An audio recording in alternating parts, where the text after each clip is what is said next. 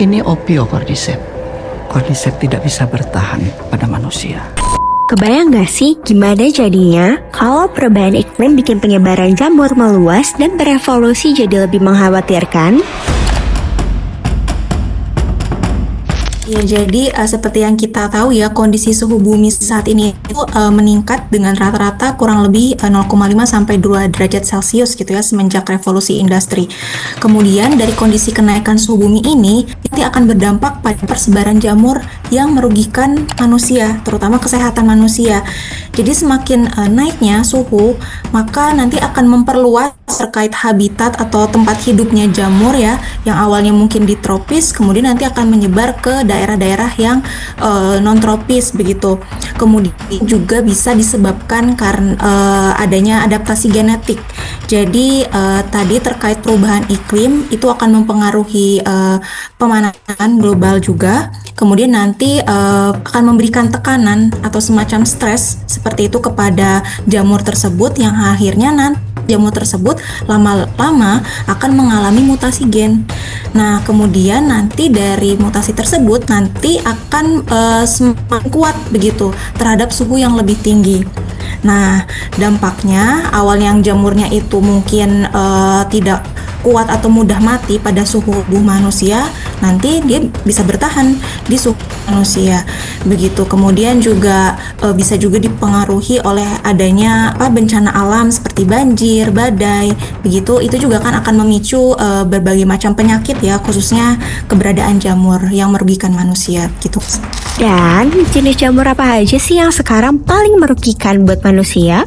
Dari beberapa penelitian juga yang sudah ada begitu, terdapat beberapa jamur yang berbahaya bagi manusia. Misalkan pertama ada Candida auris, penyakit yang menyerang tubuh manusia begitu, termasuk di terkait mortalitas atau tingkat kematian yang bisa 40 hingga 60% begitu. Kemudian juga ada Aspergillus fumigatus, yang mana spesies ini bisa menyerang pernafasan manusia begitu, dan untuk tingkat kematiannya bisa mencapai 50 hingga 60% gitu.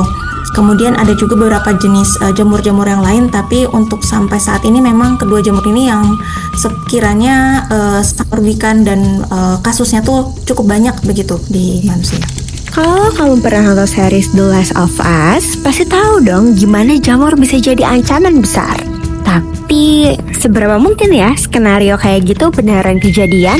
Untuk skenario film series The Last of Us itu tidak mungkin ya, tidak akan mungkin bisa terjadi di kondisi kita. Tapi memang kalau melihat dari jenis spesies yang muncul dalam series itu ada jamur Cordyceps, tapi tidak menyerang manusia. Jamur ini tuh hanya menyerang insekta atau serangga, khususnya semut.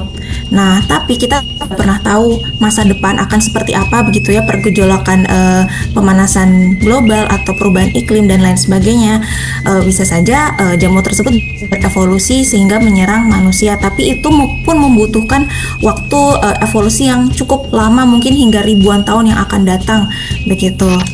Siapa aja yang paling rentan kena infeksi jamur? Yang paling rentan terhadap kondisi seperti ini, maksudnya kondisi di mana jamur itu bisa menyerang ya, itu adalah para penderita kanker, HIV, diabetes, kemudian penyakit kronis pernafasan, kemudian lansia.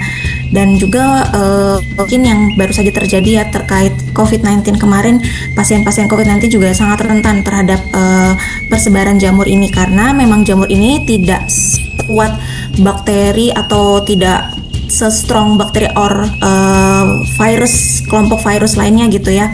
Jadi jamur itu memang hanya menyerang pada kondisi suhu tubuh atau kondisi tubuh yang imunitasnya tuh rendah gitu.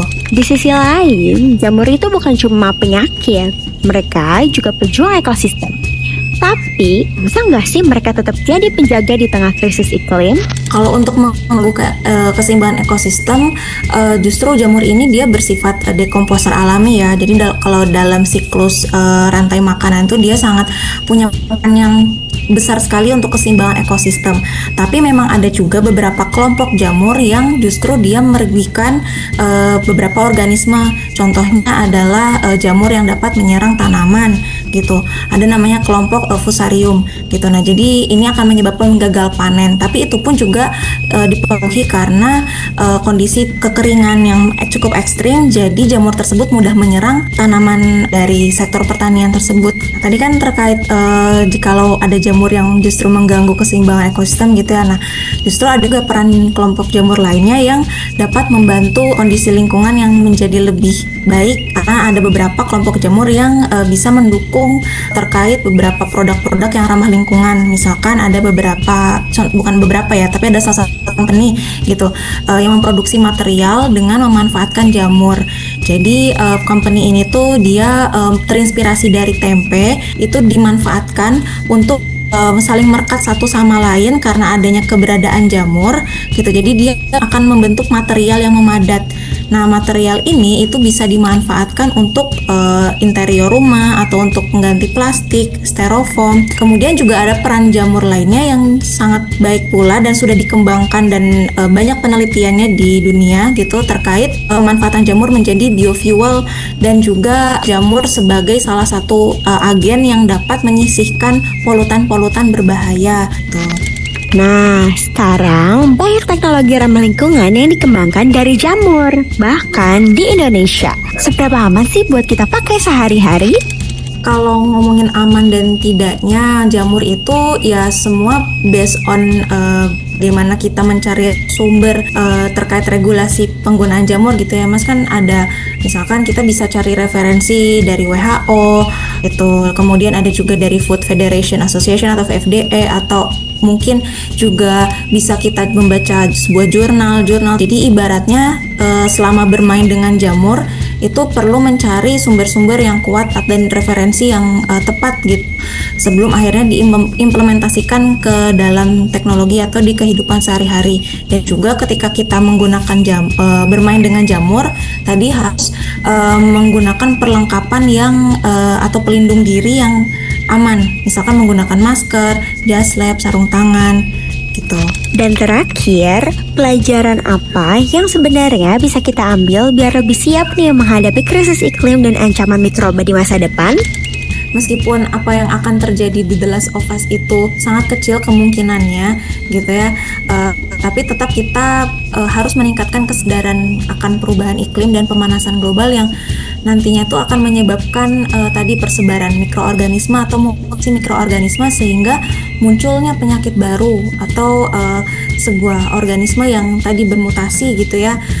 Kemudian juga saat ini beberapa penelitian itu menunjukkan kalau obat anti jamur itu masih belum masif perkembangannya, masih sulit untuk dikembangkan gitu. Jadi hal ini bisa kita point out begitu ya, ketika anti jamur itu masih belum masif, kita harus sadar diri untuk terus menjaga kesehatan tubuh kita, karena kan tadi jamur itu mudah menyerang ketika imun tubuh kita tuh melemah gitu. Jadi kita harus memperbanyak olahraga, kemudian makan makanan sehat, konsumsi suplemen baik.